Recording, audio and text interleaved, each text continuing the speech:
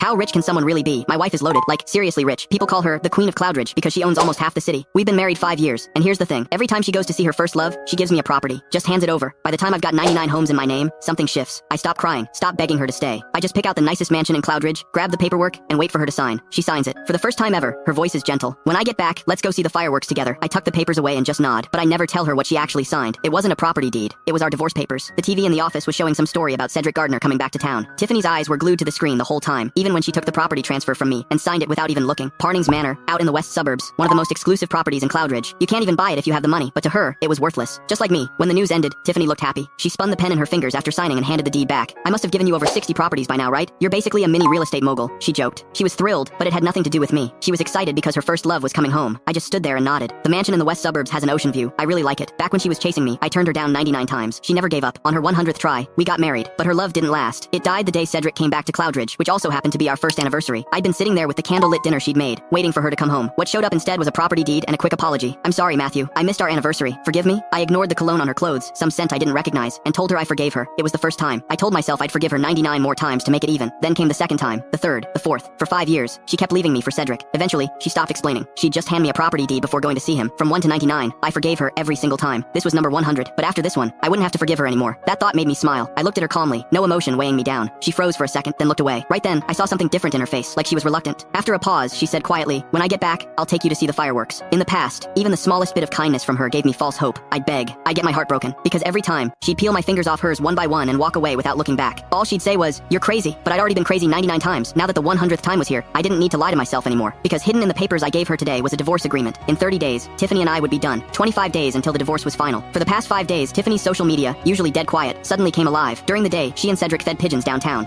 At night, they watched parades from a hotel rooftop next to the amusement park. I saw everywhere they went and everything they did. That promise she made me? I'm sure she forgot all about it. I started packing, clothes all over the floor, suitcases half open. That's when her assistant Jillian called. "Mr. Marsden, don't forget, fireworks tonight at 8, Wilhelm Bridge. If anything goes wrong, Miss Scorsese will kill me." In 5 years of marriage, Jillian was the only one who knew the truth. I didn't want to make her life harder, so I said I'd go. But heading to the bridge, I couldn't stop thinking. 5 years ago, right after we got married, Tiffany had set up a surprise fireworks show just for me. Jillian had given me a heads up then too. Now 5 years later, same place, but I felt completely different about it. When I got near the bridge, it was packed with tourists, even news crews with cameras. Something felt off. Maybe I'd misunderstood. I called Tiffany's phone. Busy. I tried again. I don't even know what I was hoping for. But no matter how many times I called, she didn't answer. She never showed. Almost 8 o'clock. Someone in the crowd yelled, "Fireworks are about to start." I heard Miss Scorsese planned this whole thing for her husband. Lucky us. We get to watch. I froze. Tiffany always acted single in public. The husband they were talking about couldn't be me. Had to be someone else. I knew the best view was on the north side of the bridge. I figured since I was already there, might as well check it out. The fireworks hadn't done anything wrong. The crowd pushed me forward. That's when I saw her. Tiffany stood in the best spot, wrapped up tight in Cedric's arms. Fireworks burst in the sky, bright and loud. Each boom hit my ears hard. Through all the noise, I could hear Tiffany telling Cedric how she felt about him. A reporter walked up with a mic. "Sir, how does that make you feel?" Tiffany looked up at him, waiting. Cedric took the mic with a shy smile and started to answer. Then our eyes met. Tiffany froze. She whispered, "Matthew." For a moment, everything on Wilhelm Bridge went quiet. Even the fireworks seemed to stop. Everyone turned to look where she was looking. At me. Cedric looked at me, then at her. "Who's that?" Tiffany licked her lips, clearly not sure what to say. I smiled and stepped forward, unbothered by all the eyes on me. "I'm Matthew Marsden. I'm Miss Scorsese's." She tried to stop me, but I finished anyway. "Cousin." As soon as I said it, the weight lifted off my chest. Aunt Elena asked me to check out her future son-in-law. Sorry if I startled anyone. Tiffany relaxed immediately and gave me a little nod. She'd never wanted people knowing we were married, and her mom Elena felt the same way. Every time I went anywhere with her, I had to call her mom Aunt Elena. This woman I'd called Aunt Elena for 5 years was the perfect cover, set up from the start. The fireworks kept going. Nobody was paying attention to me anymore. Then out of nowhere, it started pouring. Tiffany pushed through the crowd. "Cedric's not feeling well. He can't be in the rain. Please, let us through." She carefully shielded him and helped him to the car. Once again, I was left standing there alone. The rain was freezing cold, but I didn't feel anything. Maybe 5 years of marriage had already numbed me. I got home and took a hot shower. When I came out, Tiffany was in the living room. She hesitated, then actually thanked me. "Thanks for covering back there. I mean, we're still secretly married. If it came out, it wouldn't look good for Cedric. One day, I'll find a way to make our relationship public." I didn't remind her there wouldn't be any more chances. This marriage was ending, and it might as well be erased completely. Better for both of us. Then she asked, like she just remembered, "But why were you even there?" I smiled and looked at her for a long time. Only when she started to look away did I answer. Jillian asked me to go. That's when she remembered. The fireworks were supposed to be for me, but she'd been too busy with Cedric to even think about it. "Sorry, next week. Actually, no, I have a work trip. Next month for sure. I'll take you then." I shook my head. "Let's see when the time comes." Tiffany seemed happy I was being so easy about it. She gave me a light hug. Her arms had never felt so cold. She did go on that work trip, and she brought Cedric. When they weren't working, they went to candlelit dinners, visited museums, ate seafood at street stalls, places she'd never go with me. She once told me, I'm a CEO, I can't eat at places like that, it's beneath me. But with Cedric, Tiffany didn't care about status. She was just a woman in love. 3 days until the deadline, Tiffany finally came home. She'd been gone over 2 weeks, and I never contacted her once. Looking at the spotless mansion, she seemed to realize for the first time what I'd been doing for 5 years. Babe, you've worked so hard, she said. It had been so long since she'd called me that. I couldn't even remember the last time. I was thinking of taking you to see fireworks the day after tomorrow, but they banned all firework displays. I could hear it in her voice. She just didn't want to go with me anymore. Cedric probably said something. Then don't worry about it, I said. Tiffany paused, surprised I was letting it go so easily. You sure you don't mind? Before, I would have lost it and demanded to know why she never kept her promises. But now, her empty words didn't matter to me. It's just fireworks. Doesn't matter. Just like Tiffany. She didn't matter anymore either. After a long silence, she spoke again. How about I take you to that mansion in the west suburbs the day after tomorrow? I heard you can see hot air balloons from there. I checked my phone. The calendar showed the day after tomorrow was Valentine's Day. Would she really come see me on such an important day? She was probably just blowing me off. Don't you need to be with Cedric that day? I asked. Tiffany's face stiffened. I've spent plenty of time with him. It's time I spent some with you. Even as she said it, she seemed to realize how ridiculous it sounded. She looked at the floor, but I didn't call her out. I just played along. That day was also when our divorce would be final. Kind of fitting, actually. 1 day left until the divorce was final, and Tiffany hadn't shown up at all for 2 days. She'd been busy with Cedric, probably trying to smooth things over, but she'd send me pointless messages every night. Celebrity gossip, photos of stray cats, funny memes, like we were just a normal married couple living apart, chatting about random stuff. In 5 years, Tiffany and I never had that kind of daily back and forth. I didn't get why she was suddenly doing it, and I didn't want to understand. Those 3 days, I'd been busy moving out, gradually packing up and sending everything to Newford. I also finalized a lease deal with a realtor to rent out all 100 properties under my name. Eventually, the movement caught Tiffany's attention. That night, she called. Jillian said, "You've been moving?" I answered casually. "Yeah, aren't we going to the west suburbs? I like it there." Tiffany was quiet for a moment. "If we're setting off fireworks there, that's fine." I shook my head and joked, "Better not, you might get arrested." She sounded relieved. "Then just wait for me there tomorrow night." I hummed quietly as a notification popped up confirming my flight. Tiffany paused, then repeated it like she sensed something. "You have to wait for me." "I will," I said, but the next night, she never came. Jillian called to apologize. Tiffany had a meeting and was running late. But on social media, Cedric was in a hot air balloon, and Tiffany was right there in his arms. I checked the time. My flight left in 4 hours. The divorce agreement would take effect in 2. Probably no chance to tell her in person. 3 hours left. I stood in the mansion Tiffany gave me, looking out at the river. Dozens of hot air balloons floated in the sky. No way to tell which one was theirs. Thinking about the promise she made yesterday, I couldn't help but laugh. If she knew this was the last promise I'd ever wait for her to keep, would she come back right now? I went back inside and looked at the small suitcase in the living room. I didn't have much here. This place had always been nothing more than payment for the 100th time she broke my heart. Leaving now felt oddly meaningful. 2 hours left. My lawyer sent a message. "Congratulations, Mr. Marsden. Happy divorce day. I'll have the divorce decree delivered shortly." The divorce papers arrived in the final hour. Just like that, my marriage was officially over. I picked up my suitcase and got ready to leave. Traffic to the airport was backed up a bit. Sitting in the car, I happened to glance out the window and saw Tiffany speeding toward the west suburbs. I looked down. That quick moment passing each other on the highway would be the last time our paths crossed. But then she stopped her car and turned to look in my direction.